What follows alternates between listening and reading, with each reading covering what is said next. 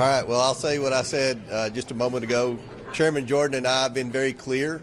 We issued a lawful subpoena to the president's son. This has been a 10-month investigation, a credible, transparent investigation that has produced a lot of troubling evidence.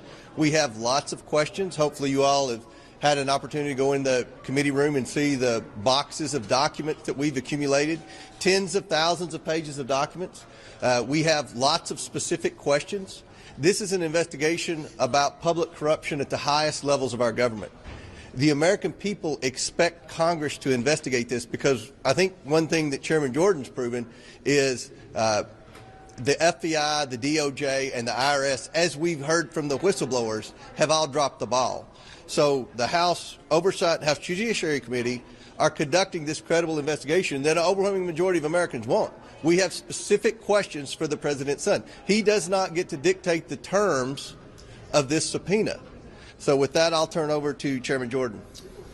I would just point out that I've had a chance now to review what Hunter Biden said in his press conference, and I think he made an interesting statement. He said his father was not financially involved in the business. And I think that qualifier, the word financially, is important because once again it shows another change in this story. First it was no involvement, then no, I never talked to anyone, and then we find out about the dinners, the meetings, the phone calls, and everything else. Now it's okay, he wasn't involved in the business financially. I think that is important. It's one of the reasons we want to talk to Hunter Biden. Second thing I would say is this: in a few hours, I think the House of Representatives is going to pass the impeachment inquiry, and that is an important step. If you talk to any scholars in this, I think we could proceed as we did under Speaker McCarthy where he announced it, but this is an important step. The impeachment power resides solely with the House of Representatives. If a majority of the House now says we're in an official impeachment inquiry as part of our constitutional duty to do oversight, that carries weight. That's going to help us get these witnesses in. And maybe most importantly, regarding this morning's activities, this is the argument that the White House and Hunter Biden's counsel used to say he shouldn't come. Okay, we disagree. We thought he should have been here. But when we take that vote this afternoon, what's our argument going to be then? We think he should come in. And if he doesn't, we're gonna move forward with contempt proceedings. There's a process we have to follow, but we plan to do that.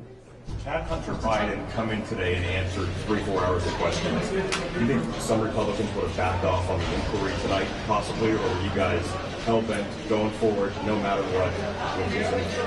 No, they're not going to hold back because we've requested thousands of emails that they still will not turn over. We've requested transcribed interviews with certain White House staff that they've instructed not to come. So the White House continues to obstruct, and I think you're going to see a clear message from the House today for the White House to cooperate with this investigation. What's the latest on that? She's coming. Yeah, she's coming. She's coming. Yeah, she's coming. We know. We definitely know come. Process and timeline there. There has to be a report filed. We're scheduled to depart for the Christmas break tomorrow, but we will begin moving on that report working with the lawyers on the Oversight Committee and lawyers on Judiciary Committee and Oversight Committee to get that ready. But there's a process you have to go through, but we will initiate that process. Are you concerned if you are able to pass a contempt resolution and then you refer that to the Biden Justice Department, how they might handle it? How do you think that process plays itself out? Well, it's supposed to be equal treatment under the law.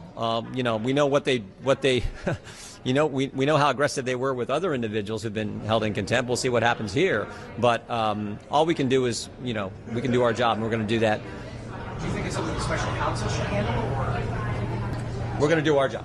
Chairman Jordan, you yourself have refused the congressional subpoena in the past. Can you speak to the differences here? Actually, I did not. I responded. You can go look at the letters. I never said no to it. I just want to know how it was going to work and the process was going to work. And wrote them a letter, and they didn't do it. They didn't do a darn thing. So. But Chairman Jordan, one thing Hunter Biden said this morning was Republicans have mocked his addiction. I have not. For Chairman Comer or Congressman, what do you think of that idea that he's saying you guys are mocking addiction? We've never mocked his addiction. Again, this is an investigation of Joe Biden. Hunter Biden's a key witness because we have a simple question, and the majority of Americans have a question. What did the Bidens do to receive tens of millions of dollars from our enemies around the world? That's a simple question. Every American wants to know. What did you do to receive the money? And we also want to know what role Joe played because, quite frankly, it's hard for me to believe, I'll speak for myself, that all these oligarchs and the Chinese Communist Party were wiring Hunter Biden millions of dollars because they liked him, because he added value to something. We believe, as what Devin Archer testified in the transcribed interview, that they were selling the brand and Joe Biden was the brand. And we believe that Joe Biden's known about this all along because he hasn't been honest with the American people. As Chairman Jordan said, his story continues to change. In the very beginning, when we launched this investigation, Joe Biden said he never met with any of these individuals. Now we know he met with all of these individuals. The narrative when we started this investigation was that no money ever transferred to the Bidens while Joe Biden was vice president. Now we know a huge percentage of the money transferred while Joe Biden was vice president. The majority of the shell companies were incorporated while Joe Biden was vice president. So we have a lot of questions about some very concerning transfers. That's why we have the thousands of pages of bank records. We've been very transparent with the media. This has been, I think, the most transparent political or congressional investigation since I've been in Congress for 7 years. We've produced 4 bank memorandums with specific bank statements. I mean, this is a concern. This is about public corruption at the highest levels. And, you know, the president's son does not get to set the rules. I mean, he's had a pretty good run with the Department of Justice, with the IRS, and with the FBI.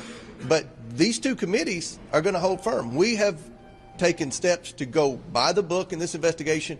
Now we're in the phase where we do the depositions, and you know what he did today is unacceptable. Some Republicans I talked to in the committee say they do think the evidence is already there. They feel like they've seen enough to actually file articles of impeachment.